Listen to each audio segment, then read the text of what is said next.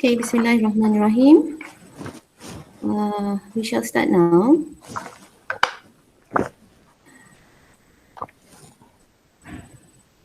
Can we start now? Teachers, can we start now? Sure can. Sure. Yes, All right. yes. Okay. Thank you very In 1 much. 2 minutes we will live at YouTube. Inshallah. All right. Okay. Okay. Bismillahirrahmanirrahim. Assalamualaikum warahmatullahi wabarakatuh. Praise to Allah, Alhamdulillah, for the opportunity to gather in this event today. Good morning to Ustaz Usaid, the headmaster of Al-amin Tropicana School, Teacher Ni Asmawati, the principal of Al-amin Tropicana Tropicana Secondary School, members of PTA, teachers, parents, and also our dear children. I am Nora Sikin. I am one of the member of PTA of Al-amin Tropicana School and also the secretary of the Persatuan Alumni Fakulti Perubatan Uitm. And I will be your MC for today's talk. Okay. So for the record, today's event is co-organized by our PTA of Al-amin Tropicana School, Department of Psikiatri, Fakulti Perubatan and Hospital Uitm, and also Persatuan Alumni Fakulti Perubatan Uitm. It is my pleasure to welcome all of you here this morning, and I hope all of you have had your breakfast, or you can have it while listening to today's talk. Not a problem. Yeah. So first of all, I would like to thank all of you for joining us today for our second parenting talk program for this year, 2021. And just to recap, we have had similar program about 2 months ago, and PTA has planned to make this twice a year or 3 times a year program, inshallah. And one of the main objective of this parenting talk is to bring the expert to speak to us and to enlighten us on various topics which we thought might be beneficial to all of us, especially parents and teachers.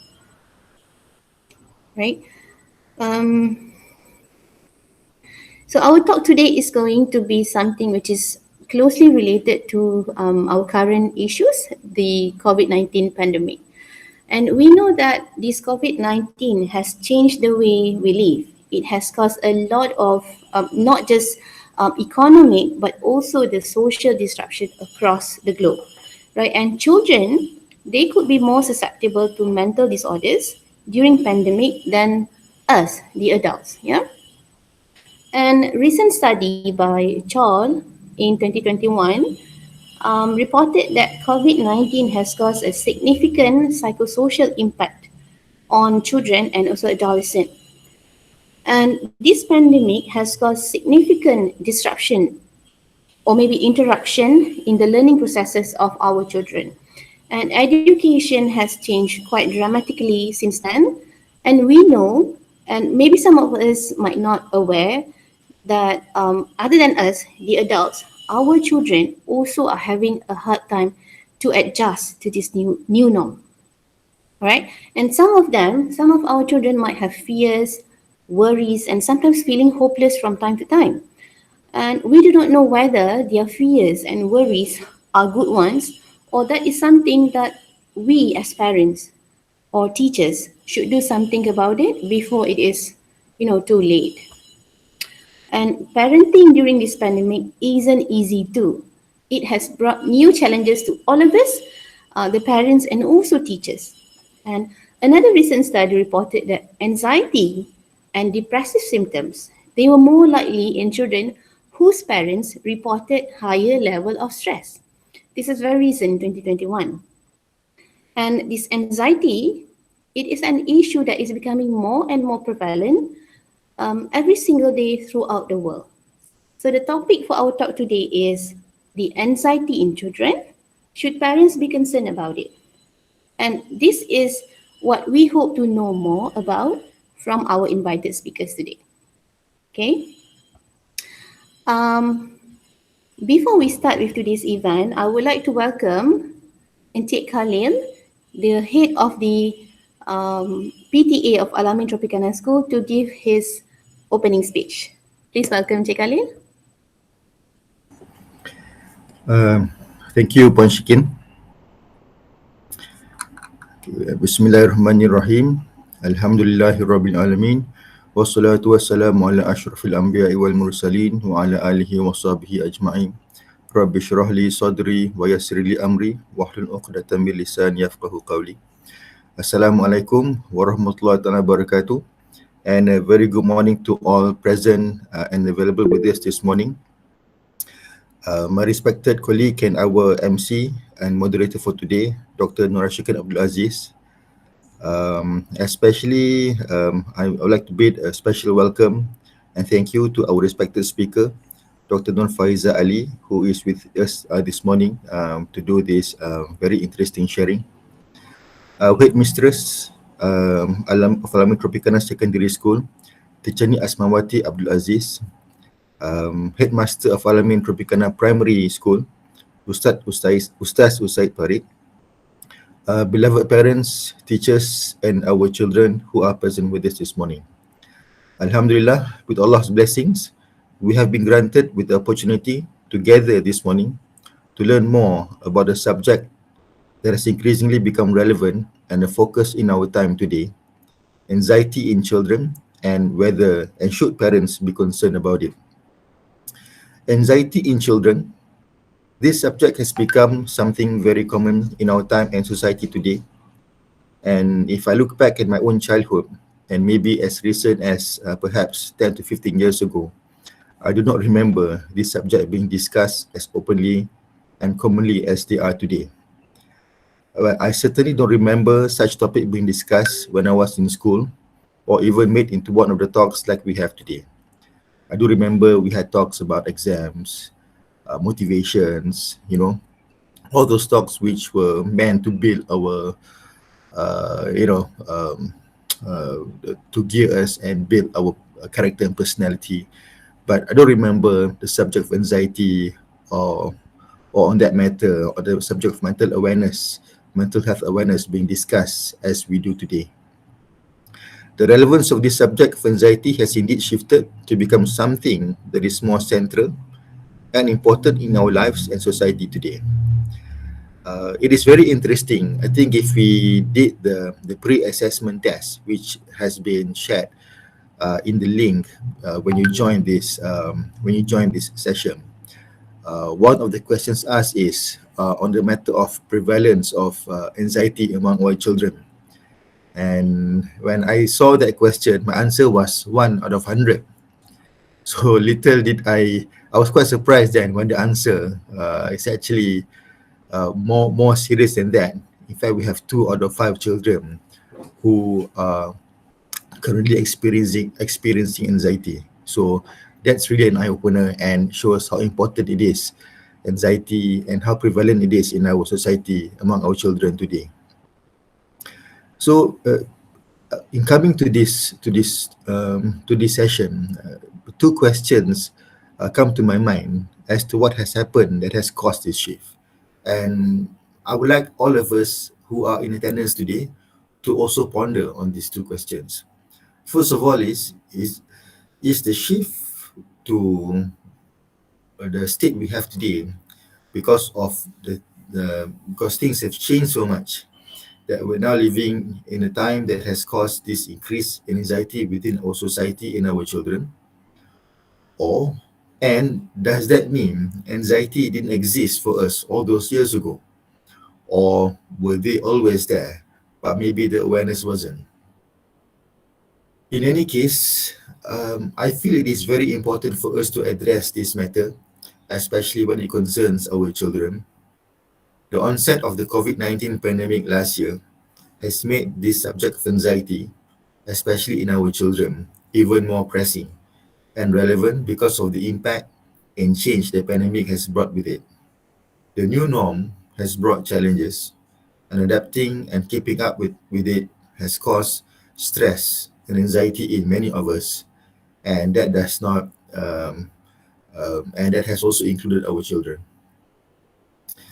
I look forward to getting insights into the questions I've asked here from our session this morning, the cause of the anxiety to our children and the impact that it has on them, and what we as parents, teachers, need to do or can do about it.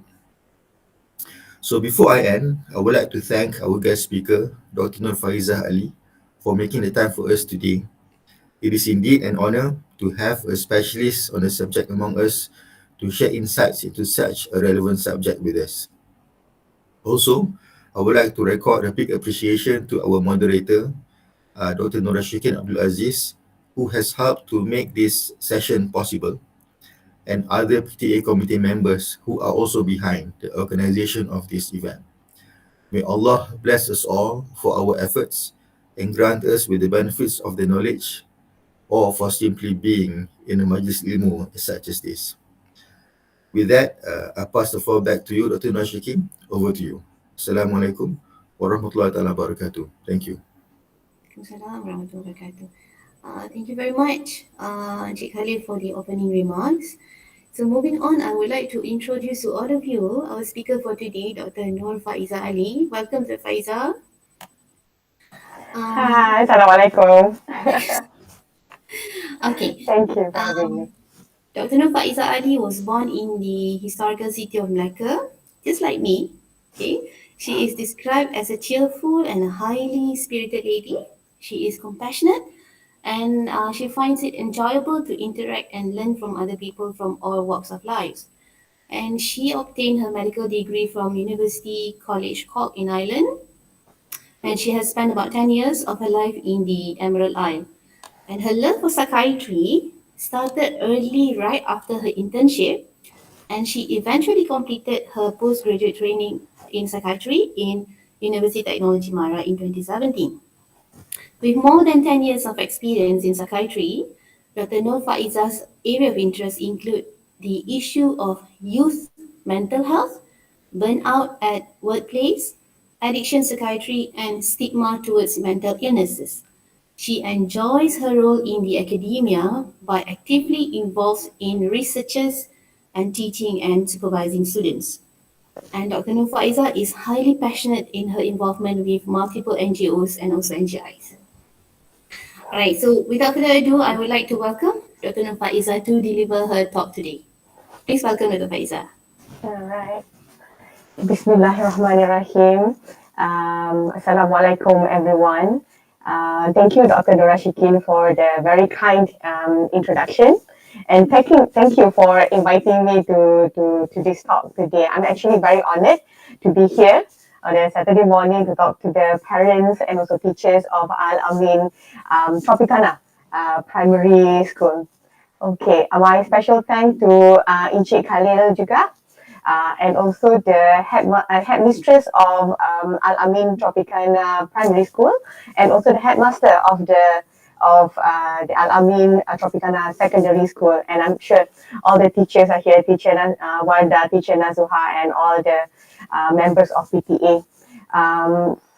Thank you very much for having me. And congratulations for such an amazing initiative of conducting the regular parenting / mental health talk for the parents and also for the teachers.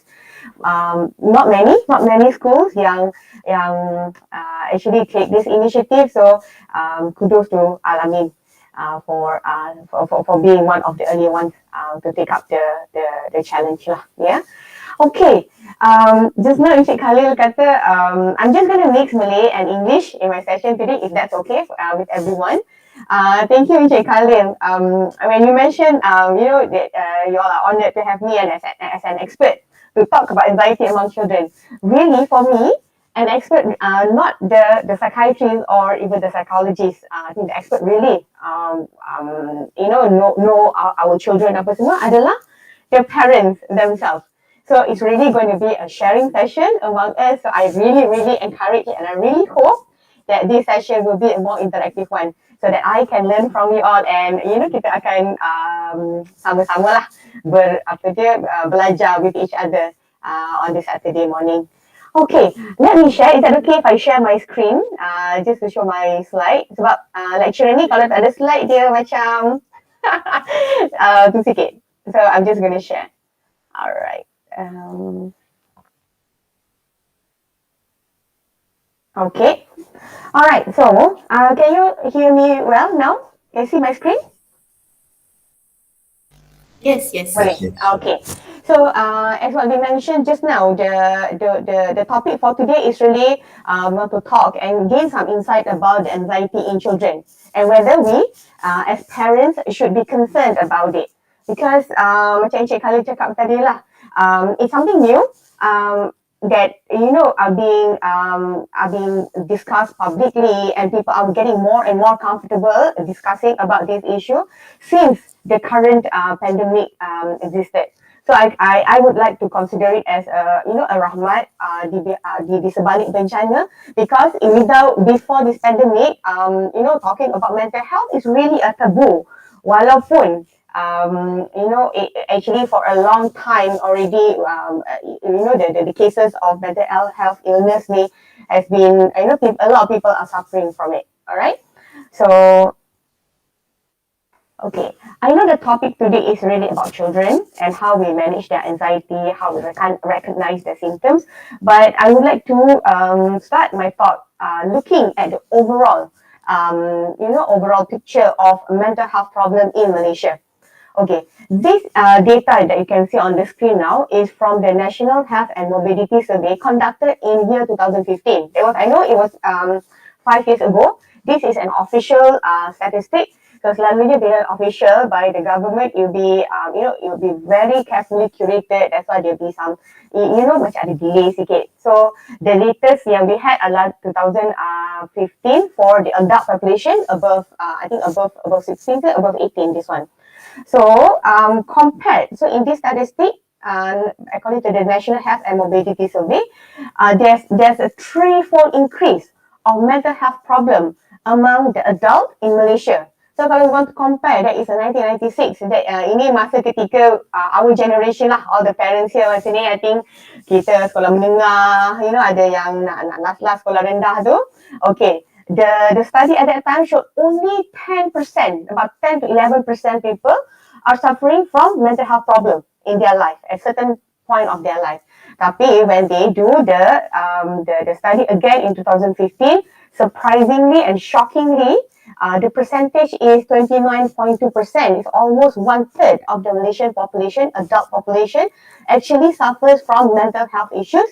At any time of their life. So when we talk about mental health problem, it's actually very wide. Okay, it's actually very wide, and ada macam-macam category of mental health problem.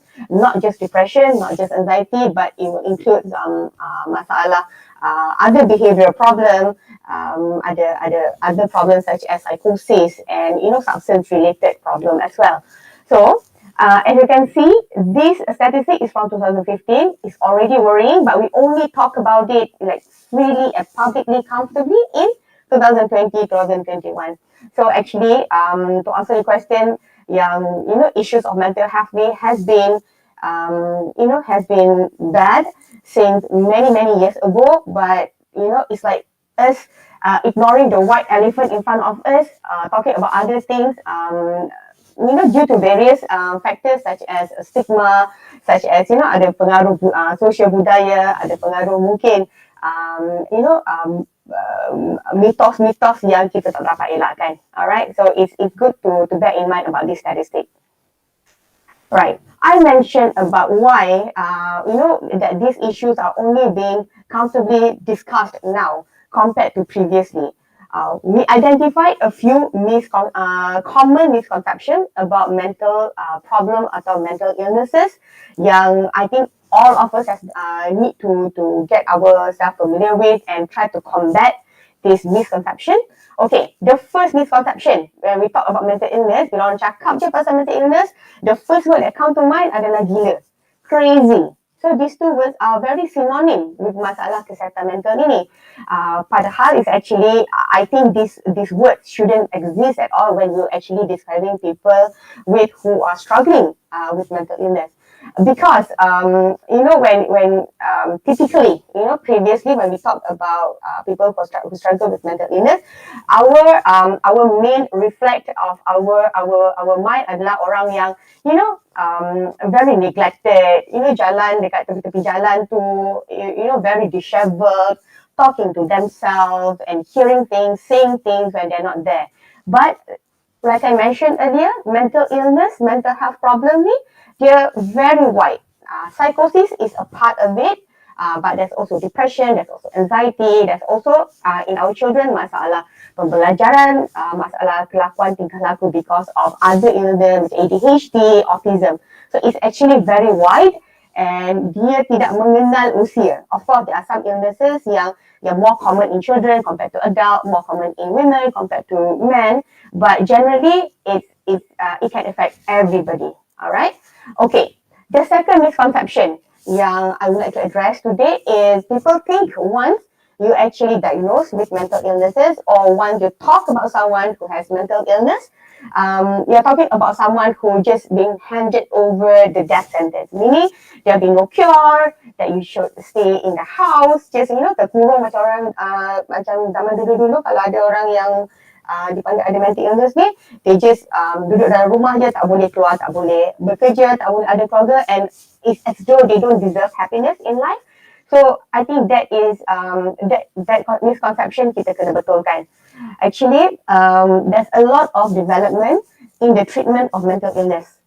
All sorts of mental illness. Dari segi treatment, dari psychotherapy, there's a lot of development. There's so many psychotherapy available now.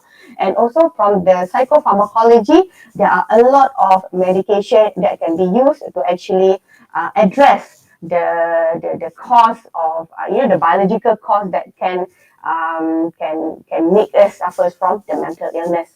And lastly, which is I think very common, especially in Asia or particularly in Malaysia and among the Muslims, kita always kata those yang ada mental illness ni, or depressed and anxious apa semua, dia macam tak ada iman, dia tidak ada agama.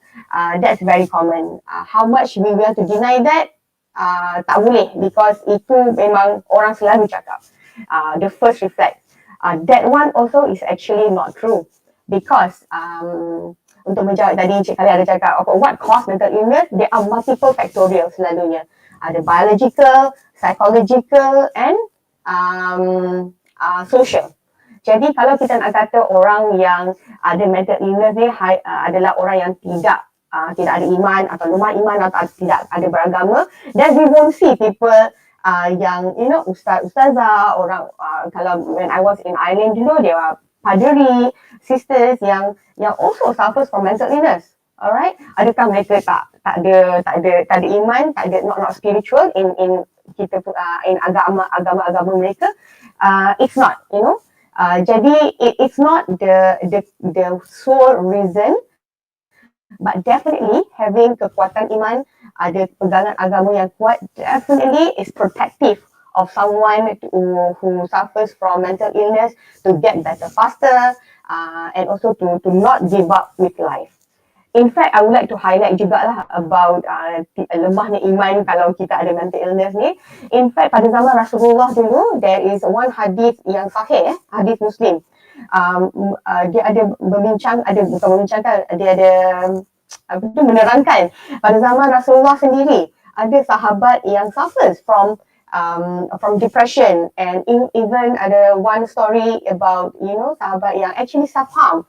Tapi what baginda did was mendoakan kesejahteraan without judging or putting more stigma towards them. So, and this is also an example that mental illness ni went way back, even masa zaman Rasulullah pun ada benda ni. Alright. So now we go back to our population that we want to discuss today, our children. Okay, so just now I mentioned about the National Health and Morbidity Survey 2015, focusing on the adult, but the ones conducted in 2017, they focus on the adolescent age group, 13 to 17 years old. So this is the worrying statistic that I want to highlight to all of us today lah, because because it is important, because if we don't know the severity of the problem we are facing, then we don't know the kind of action that we want to make. Alright, so according to this, 1 in 5 is depressed, 2 in 5 is anxious, and 1 in 10 is stressed. So this in itself, that's why I put it in red, because it's actually worrying, and more worrying is this one. Alright, suicidal behaviors. among the adolescent. Obviously, here kata among the Form 1 students, it is important to note that among our adolescent ni, about 11% actually have suicidal ideation. 9% from that population ada suicidal plan, and actually about 10% pernah attempt to harm themselves. All right. I don't mean to scare all of us today, tapi this is really the reality that we hope when we already know the situation, then our action will be equivalent to help out with to help our children lah, supaya kita tidak termasuk dalam statistik ini. Okay, so bear in mind this statistic is pre-COVID. Alright, tadi Dr. Shikin ada mention so many papers, so many researchers, the current one yang explain the impact of COVID to our mental health, especially the children. So as you can see, it is much worse than the statistic I've shared just now. Okay, we wonder how COVID-19 pandemic is affecting us psychologically. Alright. The pandemic, the COVID-19 pandemic caused three things happening to us, to the whole population, particularly our children. The first, isolation. We are a social being. Being human, it's fitrah kita bersosial.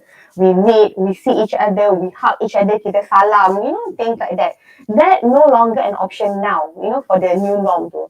So the changes, being a social being and being in isolation now, definitely cause a lot of stress to all of us, particularly our children. Our children dulu kita masa kecil dulu, masa kita when we were their age, kita punya main activity, main focus in life is really going to school. It's really about being with friends, doing things together, and that, so kesian, our children ada limitation doing that.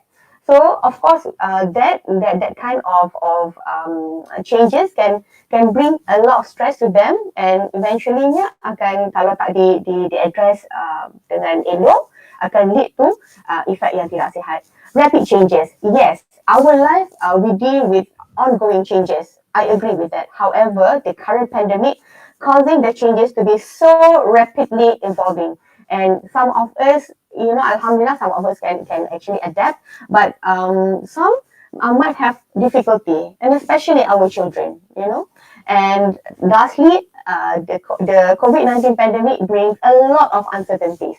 Now, we don't know how long, we are going to, this COVID-19 pandemic going to last. Our children, they have uncertainties about going back to school. When are they going to see their friends? When they're going to see their teachers balik? So when they actually go back to school, nanti they're uncertain juga how safe they are. And now they have new uncertainties. Nak vaksin, tak nak vaksin, what will happen if they vaccine? What will happen if they tak vaccinate? Okay? So a lot of uncertainties that they have to deal with, and that can cause a lot of stress in our children. Actually, not just children, kita juga. Yeah. All right. So because of all the stress caused by the COVID-19 pandemic, we as parents need to learn new skills of recognizing some signs of psychological distress in our children. Actually, recognizing signs of psychological distress is not just relevant for us to monitor our children, but of course, it's relevant to us juga monitoring ourselves and our orang-orang yang sebaya dengan kita, the adults. Okay. So antara the symptoms that's obvious in children, there will be changes in the behavior. Okay, there will be, some people when they come to my clinic, dia kata, okay, my anak ni, dia dulu very independent, boleh buat sendiri je, everything, belajar pun sendiri and everything semua, no problem. However, during the current situation ni, they become clingy, very dependent on the parents, dependent on the siblings, and everything sudah nak tanya, and cannot do things independently. So that can be one of the signs. Difficult to sleep and eating, There's multifactorial that affect the sleep. Kadang-kadang, spend a lot of time with the gadget pun masalah. And the difference in the structure during the pandemic ni pun menyebabkan sleep disturbances. So, but if we see there are changes in their sleeping pattern and their eating pattern, that should give us some kind of a cue, a warning sign to pay more attention to our children. And some kids actually complain of dreams, nightmares, dreams they're not very nice dreams and nightmares. So we always need to talk to our children, as simple as asking about how's the sleep last night? Did you dream about anything? And be mindful when listening to their stories too. Some kids, when they are experiencing psychological distress, they tend to withdraw themselves, or in some, they manifest their psychological distress too with being more aggressive, with either verbally or show tantrums ke, and gaduh dengan adik-beradik ke, even gaduh dengan mak ayah. So that can be a sign. Instead of us focusing on marah tu, kita should take a step back and fikir, okay, this behavior of aggression, of nak gaduh je ni, is it a manifestation that they're stressed or what? Okay, some bila dia stress psychologically, it manifests as a physical complaint. Sakit perut, sakit kepala, sakit badan everywhere, very non-specific pain, they will complain. Itu pun a warning sign juga. Having fears, being afraid to be left alone is one of the signs. And of course, the mood symptoms lah. Sad, crying more than usual, something yang berbeza daripada diri mereka sebelum the pandemic. And also decrease in interest in playing and engaging in playful activities, because kids ni, particularly the younger ones, budak sekolah yang sekolah rendah apa semua ni, they like to play. Play is the main focus of their life. So if there's a change in that, it really you just have to be careful lah, kena perhati lebih sikit. Alright, and new fears manifest. Kalau dulu tak pernah takut being alone, or tak pernah takut being in the dark, now they have that new fear. That also we need to take note. Okay, why is it important for us to identify the psychological stress? Okay, kita tahu stress happen in life, throughout our life. There is no way to escape that. And it is not logical or not relevant if kita nak kata sekarang, janganlah stress sangat, relax lah, jangan stress. It's not, I don't think it's feasible now. Okay, tapi kita kena identify the symptoms of stress tu, so that kita boleh address it appropriately. Okay, if you see, this is a bit academic sikit. It's a general adaptation syndrome. This is introduced by a doctor, actually, Hansal. He is the father of stress.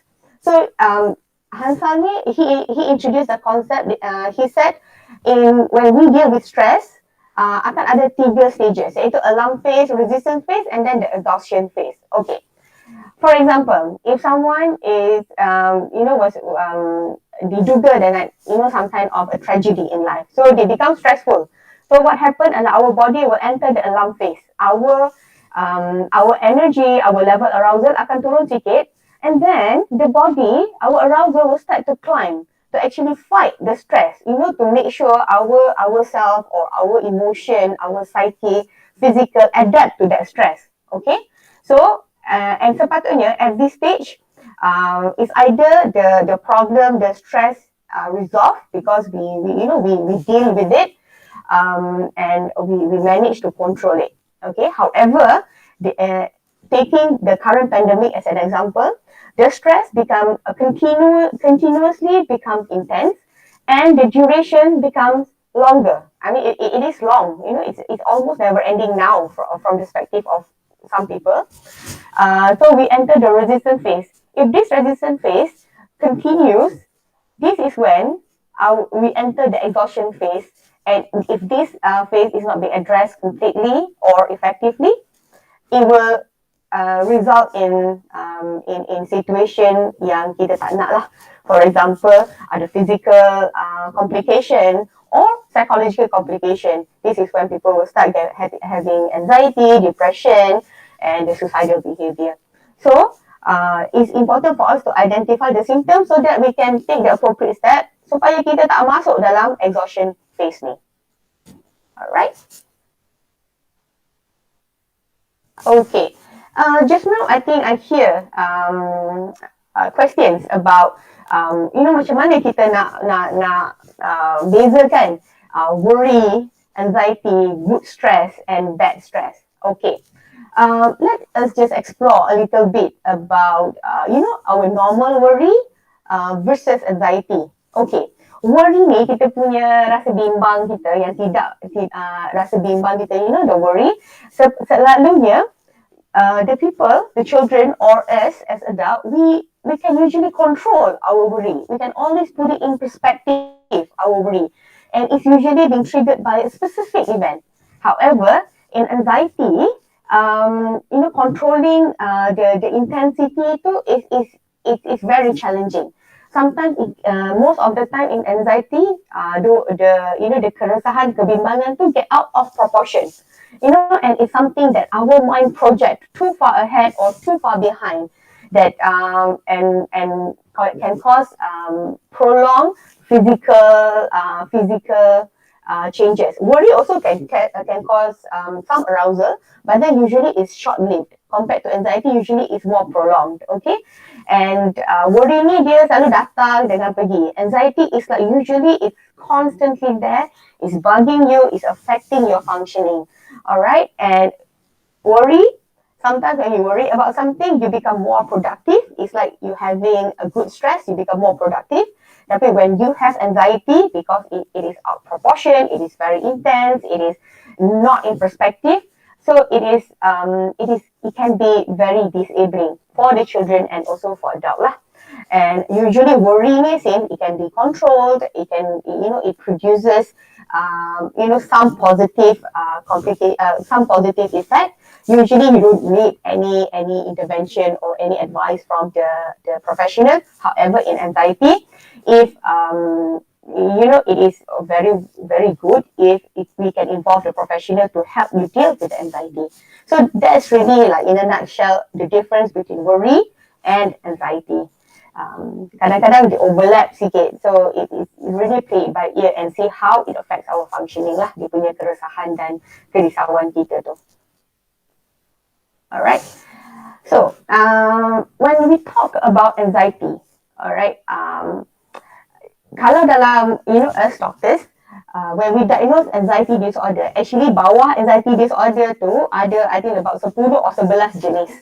Okay, anxiety tu is just an umbrella term. Tapi yang paling common, yang dalam keadaan pandemik sekarang ni berlaku, yang banyak datang ke klinik kita, yang our children suffers from, adalah, I just want to highlight 2 lah out of the 10. I'm going to talk about general anxiety disorder and also the panic attacks. Okay, in general anxiety disorder ni is usually prolonged. To diagnose, clinically diagnose, it should affect functioning. It should persist for more than 6 months. It's not something yang macam because ada stress kita, normal stress reaction. So the symptoms adalah restlessness, fatigue, excessive anxiety, or worry about multiple things. Kalau children, they worry about exam, worry about timetable, worry about kena marah dengan teacher, worry about the expectation of the parents. So a lot of worries. And also, part of the physical manifestation, increased muscle aches or soreness, and then they can't concentrate, they get very irritable, and again, impact dia punya sleep. Okay, for panic attacks pula, it's different, general anxiety disorder dengan panic attack are 2 different category. Walaupun we always macam confused between the two. So panic attack ni, when our children or us experience clinically lah, 4 out of these 13 symptoms. You can complain, they can complain of having chest pain, chills or hot flashes, derealization, depersonalization, sweating, fear of dying, the fear of losing control, rasa choking, rasa dizzy, nausea, and then numbness, ada heart palpitation, and also difficulty in breathing, and a lot of kids complain of trembling and shaking. So when they have this, sometimes it can be triggered, ada specific trigger, sometimes tak ada specific trigger, it can just come out of the blue. So this one can just give you some example, some idea whether your children is having panic attacks and probably needs intervention. Okay, so what we can do? What can we do? All right. Of course, prevention is better than cure. Definitely, we want to apa yang kita perlu buat as teachers, as parents, is we don't want us and our children to fall into the clinical anxiety atau clinical depression. And to do that, we need to do a lot of preventive steps. Okay, these are some of the recommendation by the UNICEF and by WHO as well. All right, and I will share with you the module. There's a lot of worksheets that parents can use as an activity with their children. Okay, so in here they suggested a few parenting tips that we can do with our children to manage their psychological distress, to manage their anxiety in the current pandemic situation. Okay, the first time to spend quality time. Okay, quality time here they put it that it can just be for 20 minutes or longer. I know not all of us have the luxury to spend 1.5 hours, 3 hours, 5 hours with our children. And especially, correct me if I'm wrong, in Al-amin, most of the parents are working parents. So sometimes it's very challenging for us to spend a long time with our children. However, the more important thing adalah to spend quality time. It says here 20 minutes, but for me, I think as little as 10 minutes, even 5 minutes, we can consider that as quality time with our children if we be mindful to that activity. Maknanya we give our all for that 5 minutes, 10 minutes or 20 minutes or 3 hours spending time with our children. We have to listen to them, look at them and give our full attention. Okay, how you gonna spend quality time with the children ni? So you put aside the time. Kalau kita biarkan je ikut orang kata just ikut arus je, our normal day, it's very difficult for us to identify. So why don't we discuss as a family?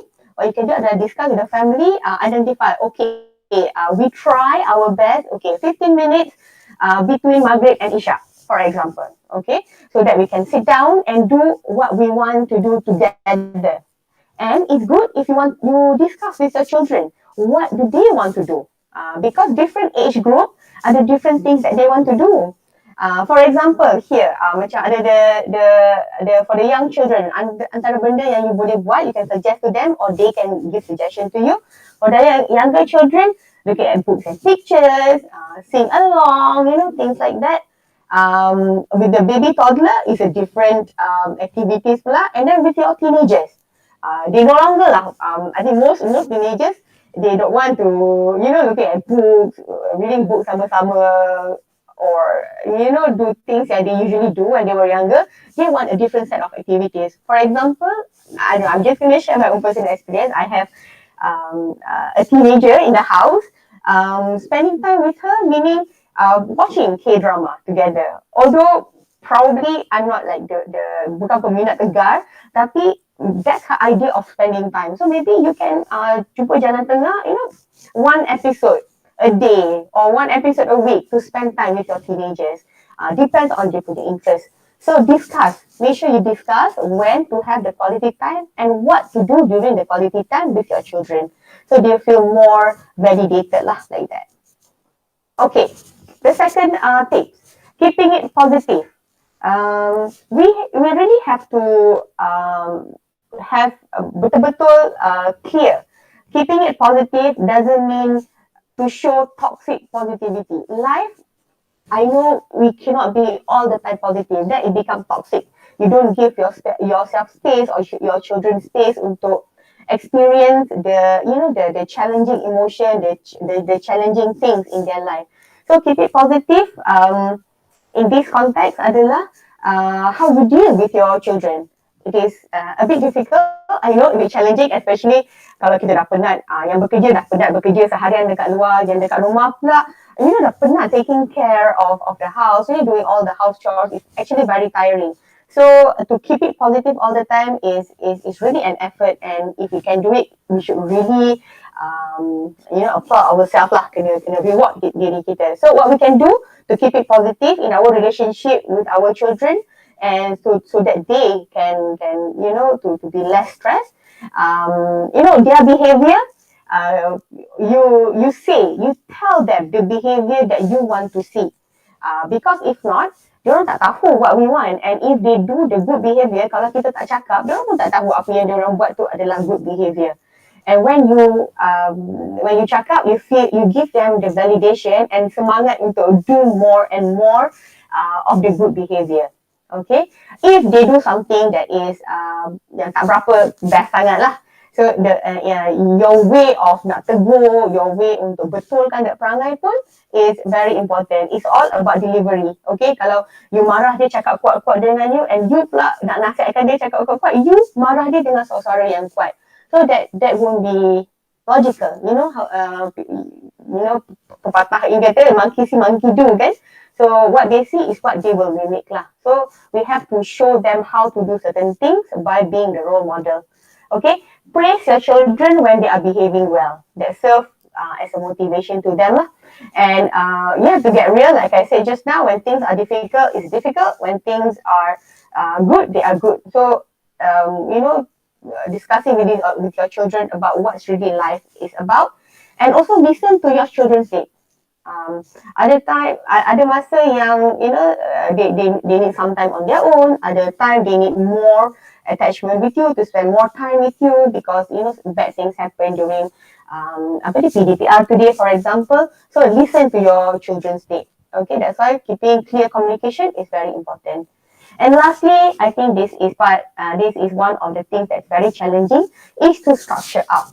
The pandemic 19 now, that cause not just the children, us adults as well, cause our daily structure ni jadi haywire. Kalau dulu we are very specific. Pukul 6 bangun, kita sembahyang subuh, and then breakfast, go to school, go to work, balik, tuition, things like that. But that all has to be adjusted. And in a lot of cases, it become macam tak ada structure dah. Bila tak ada structure, then it's easy for us to lose touch of things, and things can get out of control quite easily lah. So what you need to do adalah, again, together with your children, address their concern, their worries, their things that they feel is very challenging, and start having some kind of a structure for the family, particularly for your children. Alright. And of course lah, in here, ada cakap pasal hand washing, and also about patuh SOP and everything semua. Alright.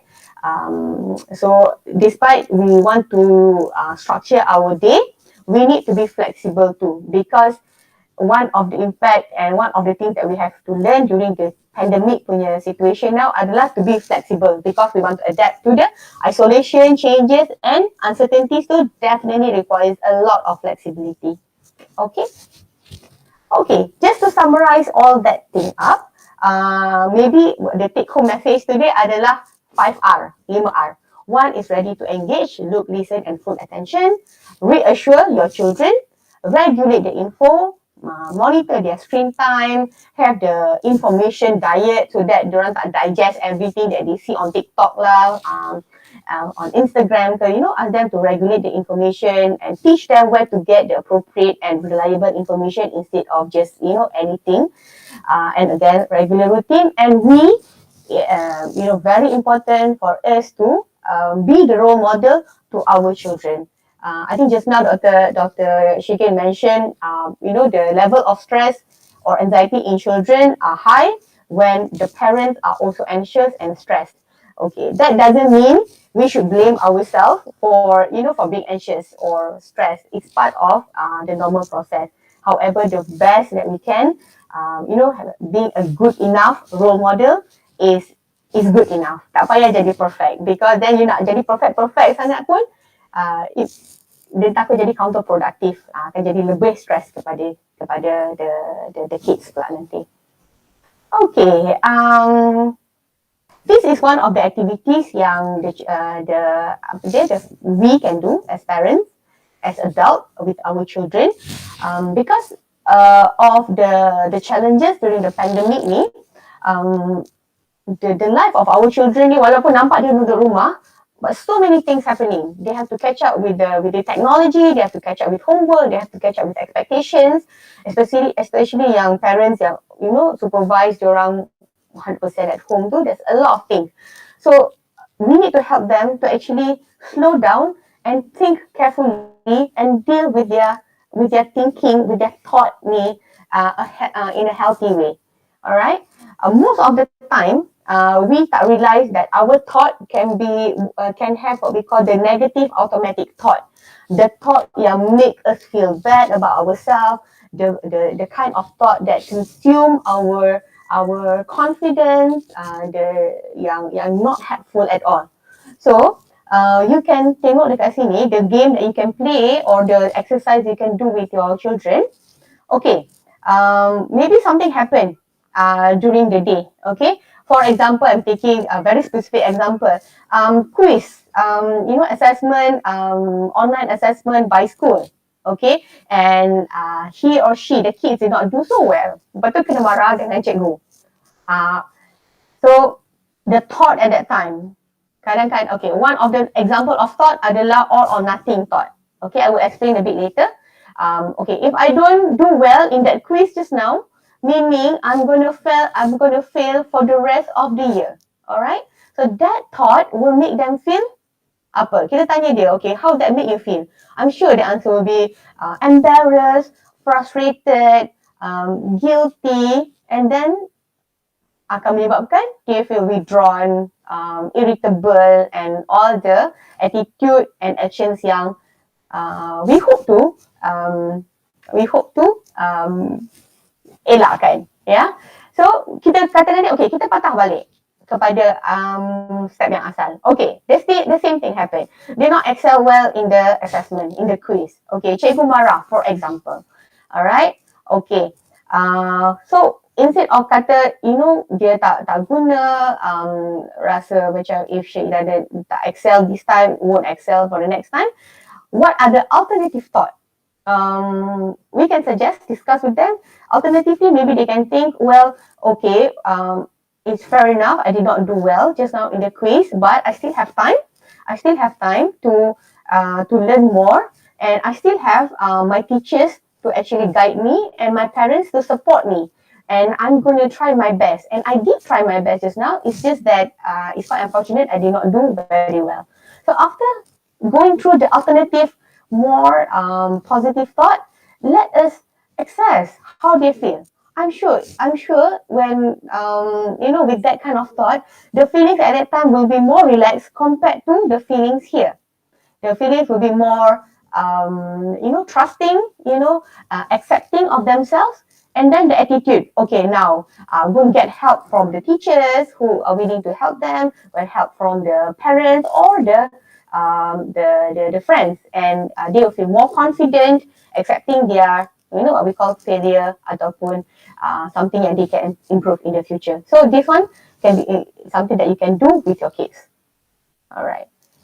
As I mentioned just now, there are a few negative automatic thoughts that we all need to know, because if we don't know, then how can we identify them, or how can we teach our children to identify? Okay, there are a few examples of negative automatic thought.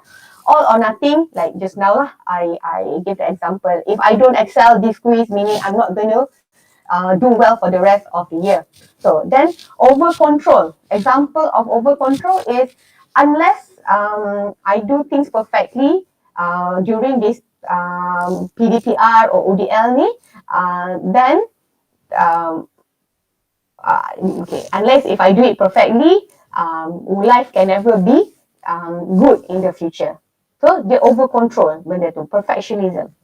Then you have magical thinking. For example, the kids will think, I know my teacher doesn't like me. I know my parents were thinking that I'm a useless person. I'm not meeting their expectation. Dia jadi fortune teller pula. Dia ada magical thinking. So that's not right. I mean that is what we don't want to happen lah. Catastrophizing. Okay, if I fail this exam, I will never be successful in my life. Don't be surprised. All of us, sometimes we have that thought, and identifying that thought can help us overcome it. Pessimistic, negative bias, and also personalization. Kids always do that. Anything bad happen, they always blame themselves. Okay, so we need to teach them to recognize this and address it appropriately. All right. Lastly, all right. When we are anxious, usually the thing that make us anxious, make our children anxious, when we think too much ahead, or we think too much of what happened in the past. That usually induce the anxiety. So what we need to do, what we need to teach them to do adalah to use the grounding technique, what we call the 5-4-3-2-1 technique. This technique is one of the technique where you can help your children or yourself to reconnect to your senses, to your body, so that you are in the now instead of being so far in the future or so behind thinking about the bad things that happened in the past that you regret or you make you sad. Okay, so 5 things they can be done anytime. It only take a short period of time, but it is very effective. All right. So how you do that? So you sit very comfortably. You can sit, you can lie down, get your children to be in a very comfortable position, and then identify, see 5 things around you. Tell your children to do that. So the 5 things can be as simple as, if they are in front of their computer, okay, the mouse, for example. So ask them to see the mouse and run through their mind what they see. Okay, like for example, now I'm seeing my mouse. It's in red. It's red in color. The shape ada curve sikit, and then there's a button that can roll and there's place to click. Okay, and then tengok ada the paintings ke ataupun the wall. So that's something you can see. And then identify 4 things you can feel around them. For example, ask them to hold the surface of the table and ask them to feel, is it very licin ke atau kasar ke, is it cold to touch, and then touch their punya baju or ada kapas ke, something, all the different textures, so that they will connect back with their body. And then 3 things, sound. It can be any sound. Ideally, okay, good, if they have the calming music that can be used. However, things as simple as the aircon punya sound, the fan sound. Teach your children how to listen to the rhythm, to the quality of the sound, so that they can connect and be at the present. 2 things to smell. Of course, people talk about if you have aromatherapy, punya the essential oil, whatever, benda-benda macam tu. However, in our children, they can be just as simple as, smelling their baju. Kan ada bau detergent kan? Most of them lah ada bau detergent. Just smell and identify, okay, this is a sweet smell. Ada bau fruity, ada bau macam bunga, things like that. And lastly, taste. Usually taste ni food lah. Get the children to makan chocolate ke, smell the chocolate, makan rasa. How is the taste? Rasa lemak, rasa masam ke, rasa manis. So all this exercise will actually help them to connect to their body, to their senses, and reduce their anxiety. Okay? I think that's all. Of course, we still have time. I think I might skip.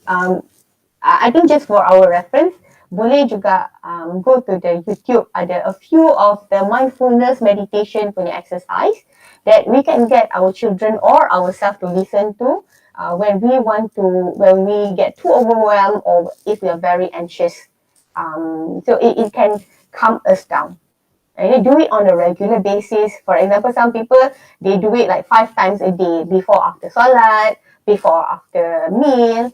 Some people, if they're very, very anxious, it can be like 2 hourly, 1 hourly, depends on your body needs, okay? The grounding exercise and also the meditation. I think that's all. And how do you get help if you feel your children need help for their anxiety? Okay, just very briefly, for the referral pathway, of course, like I said, if anxiety, if it's affecting functioning, it's affecting their studies, their relationship with you, with the other siblings, with friends, then it is really, really a good idea for you to get help. Because the earlier get you help, the better the prognosis of your children get better after that. So what we always advise parents to do adalah you can bring your children to any of the GP, the clinic dekat luar, the private clinic, or the clinic kesihatan. And I think some centers actually accept referral from the counsellors of the school. So get the referral letter and then go to the center yang ada available child and adolescent psychiatric unit lah. Usually in the child and adolescent psychiatric unit ni, we work in a team. Usually there ada psychiatrists, ada clinical psychologists, there ada occupational therapists, speech therapists. So because in children, usually we children and adults, particularly children, we try to address the problem holistically lah, which will involve the family, the friends sometimes, and also obviously the parents and the other siblings. I think that's all. I think it's already 11:05. I'm sorry if I overshoot my time. No, I think that's okay, Dr. Faiza. Thank you very much for an enlightening talk. I have learned so much from this talk, honestly. And now I will open the floor for the Q&A session. If there is any burning questions, you can either unmute yourself and ask Dr. Faiza, or you can also drop the questions in the chat box. Okay, so let me probably start with one or two questions. Dr. Faiza, Yeah. let's say if during the online classes, during this PDPR, teachers, if they notice that something isn't right with this particular student, what do they do? How do they go about it? I mean, they're not sure. I mean, we are not sure. Well, is this one of the symptoms, or I understand you mentioned just now. Some of the centers they do accept referrals from school counselors. Yes. Yeah. So what do they write in the letter? Okay. And sorry. Okay. And do they need to get a green light or approval from the students' parents before writing this reference? Okay. Good question, Shikin. I think for if kita as teachers, as adult, we are concerned. Yes, the students show some concerning behavior during classes. I think the best if we can talk personally to the students. Maybe arrange for a virtual meet. Virtual meet to talk to them one to one, because if you want to address tanya kalau in class kan, you see macam a bit of for example lah, nama student Faiza. Okay, Faiza macam look very sad, like macam very angry in class. You tak adalah dalam kelas you cakap, Faiza, what's happening? You want to tell us what's wrong? Obviously in a class of 20 or 30, I won't be saying anything. However, maybe I can, the teacher can contact the students or the parents if the teacher can meet the students, one to one, and ask the student what actually the concern. You can start by saying that, cikgu tengok Faiza macam during class just now, you look a bit sad. You want to tell me anything wrong? Anything that I can help you with? Something validating, and to provide a safe space for the child to actually share what's their struggle. Because the children ni, sometimes they are struggling, tapi dia tak tahu macam mana nak bagi tahu. Right? So when people ask, simple like that, and they feel they are safe to share, they will share. All right, and from there we can the teachers can make a decision lah whether I think for children ni memang the parents has the right lah to know if the teachers have any concern. So communicate with the parents, and definitely if you have concern and you want to refer, memang wajib lah, consent daripada parents is memang kena ada. All right, and particularly if there risk involved, all right. Sometimes I understand juga teachers ni kadang-kadang tersepit. Most of the time the kids have problem with the parents. So their stressor tu adalah the parents. So dia akan cakap, cikgu jangan bagi tahu parents saya benda ni. Alright, sebenarnya it's really a grey area. As long as it doesn't have a risk issue, maybe you build the trust and then revisit back balik. But I think the parents should really know lah, because to help the children, because no children exist in a vacuum kan. It's always ada penjaga. You know, then of course the teacher pun, that's why I kata kerja cikgu ni very mulia, because it comes with a lot of responsibility. Kena tengok juga the parents are okay ke tidak kan. Try to get the cooperation from the parents, and but to get the referral to the center, definitely kena consent from parents. It's memang the legal right. The consent from parents too, we have to state that in the letter, yes? We've spoken to the parents and they are agreeable for these referrals. Betul. Okay. Because I think there ada pernah sekali I think that's just sharing my experience.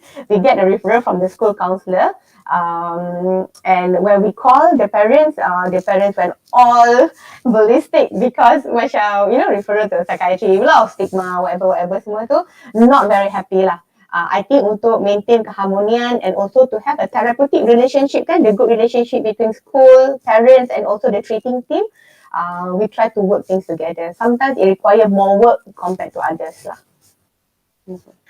Okay, thank you very much for a very elaborative answer. Like I said, I really learned a lot today, Dr. Faiza. Though we are working in the same institution, but we don't have this kind of conversation. So, and we have one question in the chat box. Bagaimana nak tahu if our children need help atau ada anxiety if our children jenis yang pendiam and suka nak berkongsi, lebih memilih untuk diam, and apa tindakan awal perlu parent lakukan jika alami perkara ini? Okay. That's a good question, I think. That is, and it is a very common thing and a tricky thing to address. As you can see just now, I explained all the warning signs of psychological distress tu kan. Dia ada not just the verbal, macam this one dia jadi pendiam, tapi usually kids ni dia akan manifest dengan the other changes as well. Sleep, tak nak makan, more irritable. Selalu dia pendiam je. Dia boleh buat homework, dia boleh tolong mak ayah dekat rumah, no problem. But this one, maybe dia the difference in functioning, the deterioration in functioning can be a really good indicator. For teachers, yang very obvious adalah your academic punya performance lah. For example, this student memang quiet, dia tak banyak cakap, tapi all this while dia buat homework dia siap, ataupun 80% siap, but then tiba-tiba you notice the progress start skipping homework already, and then tak tahu homework nak buat macam mana. This one can be some of the warning sign. Or usually dia quiet, but then when you tegur, dia akan smile back, turn on the webcam kan. Selalu kalau dia cakap, okay Faiza, can you turn on the webcam? Okay, selalu the student akan just cakap, tapi this one no, I don't want. I very reluctant to do certain things yang biasanya okay dia buat, ada perubahan perangai dari segi tu. So that can give us the indicator lah. Whether to classify a certain behavior or symptom tu boleh manage biasa, macam can be just leave it so that they can cope, diorang boleh deal with it on their own, or they need professional help, adalah if it affects their functioning. If they are quiet, they are apa semua, but their relationship is okay, their academic is okay, just leave it. Maybe it's part of growing up, especially teenagers kan. Temper tantrums dia punya melawan dia kadang-kadang, it's part of their normal development. Tapi if you dah tengok dia dah macam lain sikit, out of the norm tu, then it should alert you a bit more. But risk assessment is very important, Shikin. A lot of us, adults, parents, teachers, we are not comfortable asking the kids about suicidality, about self-harm. Padahal that's one of the main things sekarang. Sekolah rendah, sekolah menengah, self-harm ni is rampant. It's almost a trend in our kids. So be comfortable in asking about our children regarding the risk. Tanya, ada ke rasa macam sometimes things, example lah, You can tell them, Faiza, sometimes things can get difficult, and during difficult time, people will feel sometimes they want to hurt themselves, and bunuh diri ke apa semua. If you are comfortable saying that, diorang pun akan macam, if they are feeling it, they will tell us instead of us, judge, the words macam judging ke apa semua, they won't open up. With our kids nowadays, we need to be comfortable, make them feel they are okay to share. Then only we can help them. Kalau tak, they suffer in silence. I think one of the factor is we do not know how to tailor our words supaya kita tak kita nak tanya, but we don't want the receiver to rasa macam that is an kita panggil apa? A trigger, is it? Trigger or cadangan. Yeah. I can do this. This. Things like that. Sometimes kita takut. Even myself, even an MBBS holder pun, kita tak tahu. I mean, I'm scared to say something yang sometimes will suggest, would give a suggestion. That one is a very valid and popular concern.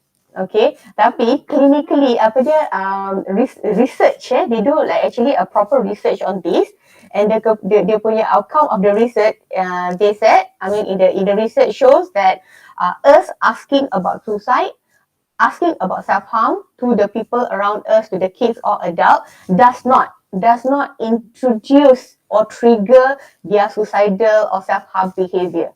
However, depends also on how we ask. Kalau kita tanya macam, sebenarnya kalau kita tanya, ada rasa nak bunuh diri ke? Dosa, don't, you cannot think like that. Then it will just shut the children or adults even to actually share. But if you put it like macam, you bukan normalize, you make it safe.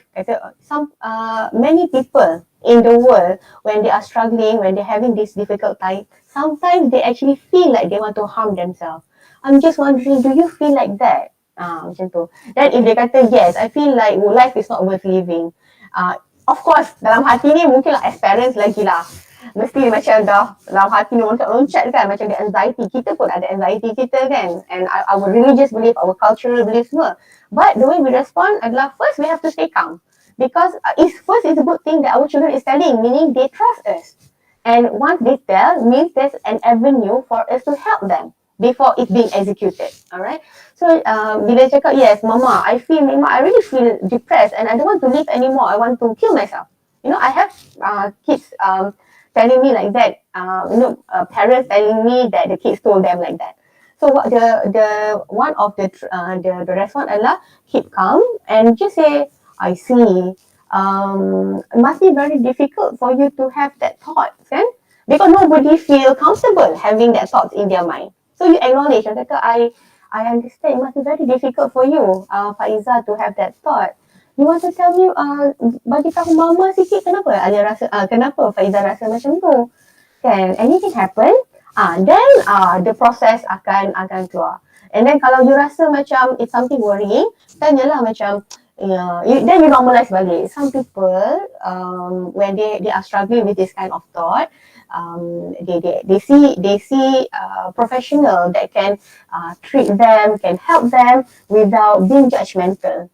Do you think macam Faiza nak tak mama kita pergi sama-sama lah, because mama pun want to learn juga, because sometimes I feel stressed juga. You make it like macam sama-sama benda tu, so that the children ni, even as teachers juga kan, so that dia rasa macam, I can tell now, I can get help, there's someone who cares for me. So to answer in short, us asking about suicidality and self-harm appropriately does not trigger. It's clinically and research evidence. Good to know that. Yeah. Okay. That's why macam dalam parenting course ke apa semua, sometimes we role play about us. We parents, some of the courses yang we organize among parents, kita practice macam mana nak tanya, role play. We thought it's easy kan, tapi betul-betul bila nak tanya tu, macam Shikin cakap lah, kita doctors pun bila macam, we have that time even to the patient ke, cakap, I feel like jumping off the building now. Kita tu macam, macam tu kan. But yes, that's true, yeah. Okay, there's another one more question in the chat box. My son is 14 years old. One thing is happening from last 6-7 months. That when he finished the prayer or after wudu, he asked me, Mama, I think I skipped a step in salat or wudu, I think, and he is doing every day. I'm worried that why he forget the things. Alright, Him alright. forgetfulness. I'm so sorry to hear that, kesian Yeah, ya. yeah. Okay, okay. Sounds like the kids are worried, and sounds like the dad ideal kan, Encik Ideal are also worried. Okay, so if something something like this happen, and it's actually affecting the emotions already lah, maknanya ada deterioration, ada kesan kepada kehidupan. So it's good to go and get a proper assessment, because forgetting things, ataupun macam lah the presentation apa yang Encik Ideal share ni can be due to a lot of things. It can be as simple as a normal reaction, because when you tak concentrate, you miss a step or two kan in prayers, in wudu and everything. But it can be other things. It can be something apa dia it can be due to a lot of things lah. Jadi a proper assessment is needed, so that once we get the assessment, we are clear about what are the things yang bothering and the steps to actually overcome, rather than kita teka-teka ini ke itu ke kan. So kita pun risau, anak kita continue risau. So in this case, I advise go to the clinic and get a proper assessment, so that dia ada bukan closure lah, maknanya can get a proper explanation. All right. Is there any more questions from the participants? I think the Faiza is very happy to take another one or two more questions. No? Okay, one last question from me. Okay, late referrals. Okay. How bad can it be? I mean, what will be the outcome? Kita tahu our children ada these signs, symptoms, but we don't know, like you said, stigma, and sometimes family do, walaupun kita understand about the topic, but maybe our spouse, they don't. Maybe our parents, they don't. And so we keep this to ourselves for quite some time. So later, apakah yang, that means kita refer late. What is the worst that can happen to our children with regards to this anxiety? Alright. First of all, that's why apa yang Al-Amin primary school and probably secondary school is doing now on a regular basis ni, spreading the awareness, is the key to prevent that from happening. Alright, when people have more awareness, knowledge ada, then the action comes with the awareness. Okay, so the reduction of the stigma also comes with the awareness too. So apa yang akan terjadi, to answer your question, what will happen if the children, there's a significant delay in addressing the issues. Okay, the symptoms will get worse. All right, like I said, it comes in stages lah. Usually mild, and then moderate, and then severe. If it's really uncontrolled, it will disrupt their functioning. They disrupt their quality of life. In children, their studies will be affected. Exams, all akan ada long-term complication. I mean, short-term, intermediate term, long-term complication. Relationship with family members, relationship with the other interpersonal. All right, going to work later on also will be affected.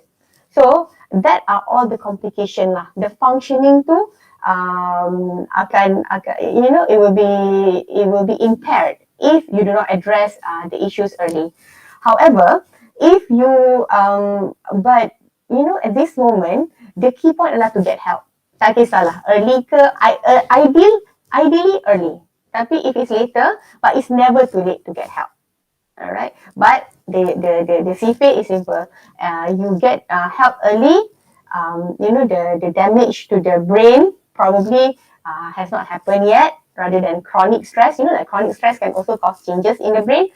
So dia akan lebih, dia punya outcome tu better lah, lagi cepat baik, lagi dia punya functioning tu boleh preserve awal sikit compared to kalau dah teruk sangat, dah banyak damage has been done to the function or to the brain, and then nak betulkan balik pun akan ambil masa jugalah.